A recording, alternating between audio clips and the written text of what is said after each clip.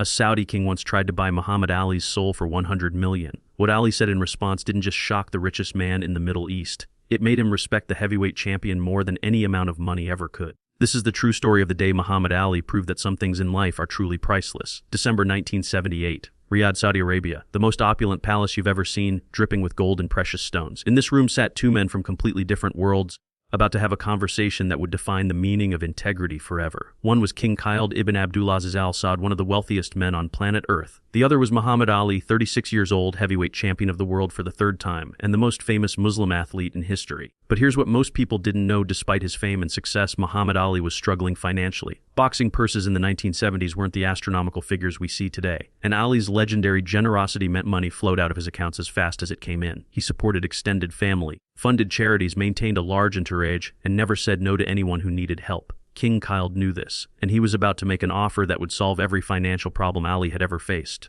The meeting had been arranged months in advance. King Khaled, who had become ruler of Saudi Arabia just 2 years earlier, was a passionate admirer of Muhammad Ali, not just for his boxing prowess, but for something far more significant. Ali's conversion to Islam had resonated across the Muslim world. Here was the most famous athlete on earth, proudly practicing Islam, standing up for his beliefs even when it cost him years of his prime fighting career during the Vietnam War. King Khaled saw Ali as a powerful symbol, and he wanted to harness that power for something unprecedented. "Mr. Ali," the king said through his translator, surrounded by advisors and royal attendants in a room that seemed to glow with golden fixtures, "you have brought honor to Islam through your courage and your faith. The entire Muslim world looks up to you." Ali nodded respectfully. He had always been moved by how his conversion had impacted Muslims worldwide, but he had no idea what was coming next. "I have a proposition for you," King Khaled continued, gesturing to an advisor who stepped forward carrying an ornate briefcase. "I want to offer you something that will secure your future and the future of your family for generations to come." Inside that briefcase were documents that would change Ali's life forever if he chose to accept them. What the king proposed was almost incomprehensible in its scope and generosity. He was offering Muhammad Ali $100 million. To put that in perspective, adjusted for inflation, that's worth over $400 million in today's money. This wasn't payment for a fight or even a series of fights. This was something entirely different. "I want you to become the official representative of Saudi Arabia and Islam to the world,"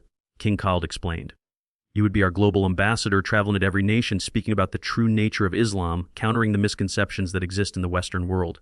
The terms were extraordinary. Ali would receive $100 million upfront, plus a palace in Riyadh, a private jet for his travels, and an annual salary of $10 million for the rest of his life. 6 months of each year would be spent in Saudi Arabia, the other 6 months traveling the world as the kingdom's representative. Ali's entourage exchanged glances. This wasn't just money. This was generational wealth beyond imagination, the kind of financial security that would make Ali and his descendants wealthy for centuries. But then came the condition that would prove to be the deal breaker. "Of course," the king added casually, "you would need to renounce your American citizenship and become a Saudi citizen. You would also need to move your family here permanently and fully embrace the Saudi way of life." The room fell silent. That evening, back in his luxurious guest quarters, Ali wrestled with the most difficult decision of his life. His financial advisor laid out the numbers in stark terms. "Muhammad, this is more money than you could make in 100 lifetimes of boxing. Your children, your grandchildren, your great-grandchildren would never have to worry about money again. This would solve every financial concern you've ever had." And it was true. The Saudi money would eliminate every pressure Ali faced. No more worrying about supporting his entourage. No more concern about medical bills or future security. Veronica, his wife, was conflicted. She could see the appeal of the offer, but she also understood her husband better than anyone.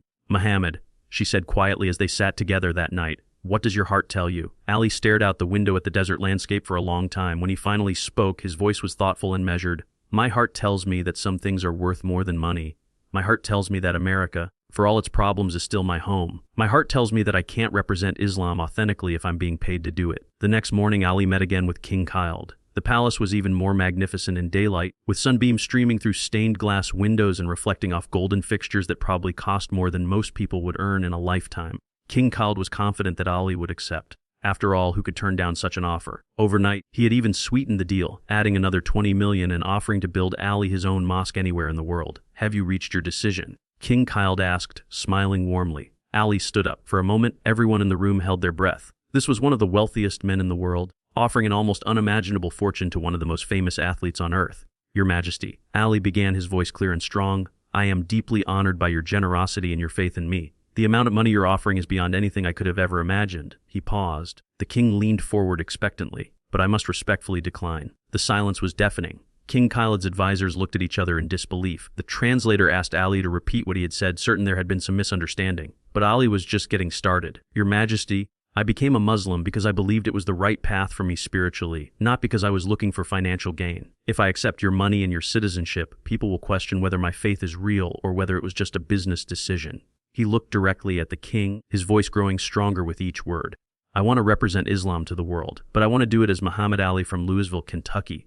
I want people to see that you can be a proud American and a devout Muslim at the same time. I want to show them that Islam isn't foreign to America. It's part of America." King Khaled was stunned. In his world, money solved almost every problem and fulfilled almost every desire. But here was a man turning down 100 million based on principle. Ali continued, "If I take your money, I become your employee. But if I speak about Islam from my own heart, from my own experience, then my words have power because they're true, not because they're paid for." What Ali said next would become one of the most profound statements about integrity and authenticity ever made by an athlete. "Your Majesty, you don't need to pay me to represent Islam. Islam has already given me everything I need: peace in my heart, strength in my character, and purpose in my life. If I have to choose between 100 million and my authenticity as a Muslim American, I choose my authenticity every time." He gestured toward the opulent surroundings. "This palace is beautiful, but my home is in America with all its problems and all its possibilities. I can't fight for justice in America if I'm not an American. I can't speak to the American people about Islam if I've abandoned my American identity for money." The room was completely silent. King Khaled's advisors had never seen anyone turn down such an offer, especially not for such reasons. "I want to be a bridge between the Muslim world and America," Ali concluded. "But bridges work because they connect two different places while remaining anchored to both sides. If I move entirely to one side, I can't be a bridge anymore." For several minutes, King Khaled said nothing. When he finally spoke, his voice was filled with a respect that surprised everyone in the room. "Mr. Ali," the king said slowly, "in my entire life I have never met a man who would turn down such wealth for such reasons. You have just proven to me that you are exactly the kind of man who should represent Islam to the world." He stood up and walked over to Ali, placing his hand on the champion's shoulder. "Your refusal of my money makes me respect you more than your acceptance ever could. You are right. If you took my money, people would question your motives. But by refusing it, you have shown that your faith is priceless." The king paused, clearly moved by Ali's response. "I withdraw my offer of money and citizenship, but I give you something more valuable: my friendship and my support for whatever you choose to do with your life. You will always be welcome in Saudi Arabia, not as an employee, but as a brother." Word of Ali's refusal spread quickly through diplomatic circles, though it wouldn't become public knowledge for several years. King Khaled kept his word about their friendship, remaining in contact with Ali for the rest of his life and often referring to the boxer as the man who chose principle over profit.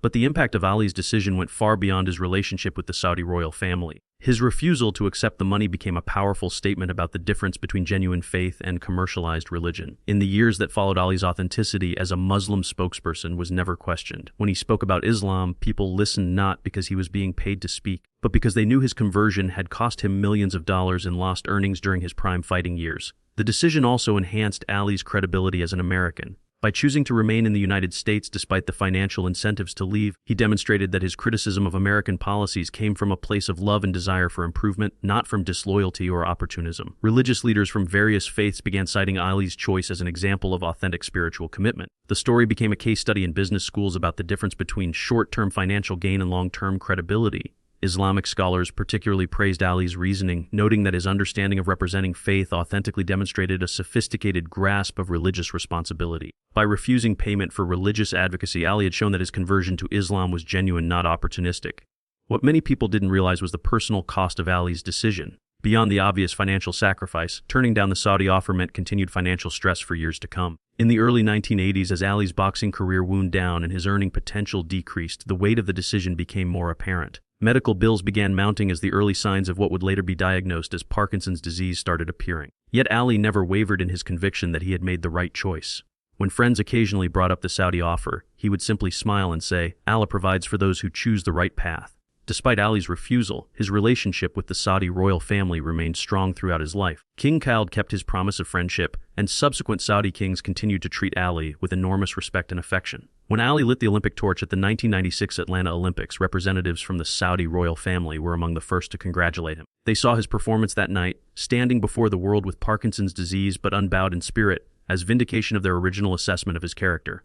Ali's decision inspired countless other public figures who found themselves facing similar choices between financial gain and personal integrity. Athletes, entertainers, and public intellectuals began referencing the Ali standard when discussing whether to accept lucrative offers that might compromise their principles. The story became particularly meaningful for other Muslim athletes and celebrities who faced pressure to become paid advocates for various causes or countries. Ali's example showed that it was possible to be proud of your faith and heritage while maintaining your independence and authenticity. In the decades following his refusal of the Saudi offer, Ali's decision was repeatedly vindicated. His credibility as a spokesman for Islam and social justice remained unquestioned precisely because people knew he couldn't be bought. When Ali spoke about religious tolerance, racial equality, or social justice, his words carried weight because everyone knew he had turned down enormous sums of money rather than compromise his ability to speak truth to power. The authenticity he preserved by refusing the Saudi money became his most valuable asset, worth far more than any financial payment could ever have been. Muhammad Ali proved that day in Riyadh that he truly was the greatest, not just as a boxer but as a man who understood that some victories can only be achieved by walking away from the fight. His refusal of 100 million from a king became the ultimate proof that Muhammad Ali's principles were not for sale at any price, and that the most powerful statement a man can make is sometimes the offer he chooses to refuse. In a world where everything seems to have a price, Muhammad Ali reminded us that the most precious things, integrity, authenticity, and faith, are absolutely priceless. And that lesson, worth more than all the gold in Saudi Arabia, is why a king came to respect a boxer more after he said no than he ever could have if Ali had said yes.